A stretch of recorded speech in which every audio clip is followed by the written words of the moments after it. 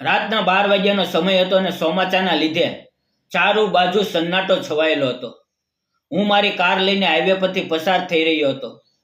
અચાનક એક સુમસામ આવેલા વાહક પર મેં જોયું કે રસ્તાના કિનારે એક યુવતી એકલી ઊભી હતી અને ભારે વરસાદમાં મદદ માટે હાથ બતાવી રહી હતી. ગાડી રોકીને જ્યારે મેં કાચ નીચો કર્યો ત્યારે તેની આંખોમાં ભયંકર ડર અને આંસુઓ સ્પષ્ટ દેખાતા હતા. એવું લાગતું હતું કે તે કોઈ બહુ મોટી મુશ્કેલીમાંથી ભાગીને આવી છે. નમસ્કાર મિત્રો, મારું નામ વિક્રમ છે. હું 30 વર્ષનો છું અને શહેરમાં એક સોફ્ટવેર એન્જિનિયર તરીકે કામ કરું છું. તે રાત્રે હું બીજા શહેરથી મીટિંગ પતાવીને મોડો ઘરે પાછો ફરી રહ્યો હતો. હાઈવે પર વીજળીના કડાકા સાથે મુશળધાર વરસાદ પડી રહ્યો હતો. મેં જ્યારે ગાડી ઊભી રાખી અને તે યુવતીને ગાડીમાં બેસવાનું કહ્યું ત્યારે તે ધ્રુજતી અંદર બેસી ગઈ. તે સાવ પલોઈ ગઈ હતી અને સતત પાછો જોઈ રહી હતી, જાણે કોઈ તેનો પીછો કરી રહ્યું હોય.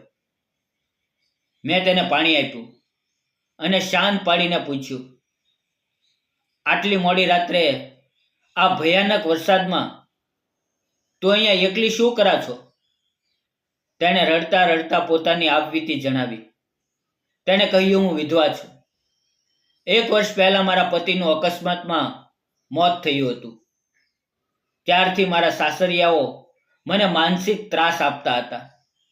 પણ આજે મારા જેઠે શરાબના નશામાં મારી સાથે જબરદસ્તી કરવાનો પ્રયત્ન કર્યો. હું જેમ તેમ કરીને જીવ બચાવીને ઘરમાંથી ભાગી નીકળું છું. મારું આ દુનિયામાં હવે કોઈ સહારો નથી. તેની આ કરુણ કહાની સાંભળીને મારું દિલ દ્રવી ઉઠ્યું. મેં તેને આશ્વાસન આપ્યું, હવે તું સુરક્ષિત છે, ડરવાની કોઈ જરૂર નથી. તે રાત્રે મેં તેને મારા ઘરે આશરો આપ્યો. સવારે જ્યારે તે ફ્રેશ થઈને બહાર આવી ત્યારે મેં તેનું સાચું રૂપ જોયું. તેની આંખોમાં પવિત્રતા હતી અને સાદગીમાં અદ્ભુત સુંદરતા હતી. તેણે પોતાનું નામ પૂંજા બતાવ્યું. મેં પૂંજાને પૂછ્યું કે તે આગળ શું કરવા માંગે છે.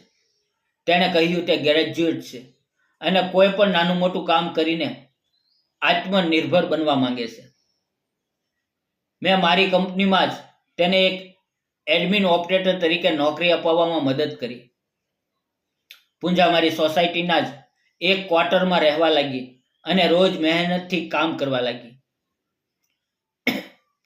અમે બંને રોજ સાથે ઓફિસે જતા અને સાંજે સાથે પાછા ફરતા.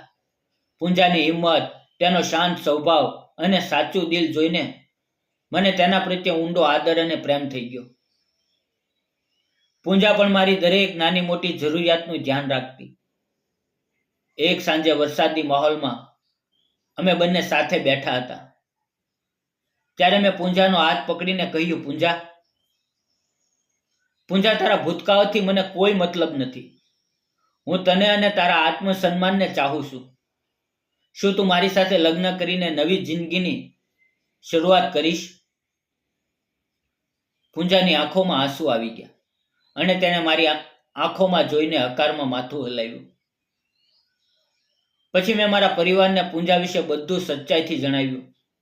મારા માતા પિતાએ તેના સંઘર્ષને માન આપ્યું અને પવિત્ર મંદિરમાં જઈને સાદગીથી અમારા લગ્ન કરાવ્યા. આજે અમારા લગ્નને 1 વર્ષ પૂરું થયું છે અને પૂંજા ગર્ભવતી છે. અમારા ઘરમાં ટૂંક સમયમાં જ નવજાત શિશુનું આગમન થવાનું છે અને અમારું ઘર ખુશીઓથી ગુંજી રહ્યું છે. દોસ્તો, જીવનમાં મુશ્કેલીઓ ભલે ગમે તેટલી આવે, પણ જો સાચો સાથી મળી જાય તો નવેસરથી સુંદર જીવન શરૂ કરી શકાય છે. તમને વિક્રમ અને પૂંજાની આ વાર્તા કેવી લાગી? કમેન્ટ બોક્સમાં ચોક્કસ જણાવજો. જો વાર્તા ગમી હોય તો વિડીયોને લાઈક કરો, શેર કરો અને ચેનલને સબસ્ક્રાઈબ કરવાનું ભૂલશો નહીં. ફરી મળશું મિત્રો એક નવી વાર્તા સાથે. ત્યાં સુધી આવજો અને હા, તમારું ધ્યાન રાખો. જય હિન્દ. ધન્યવાદ મિત્રો.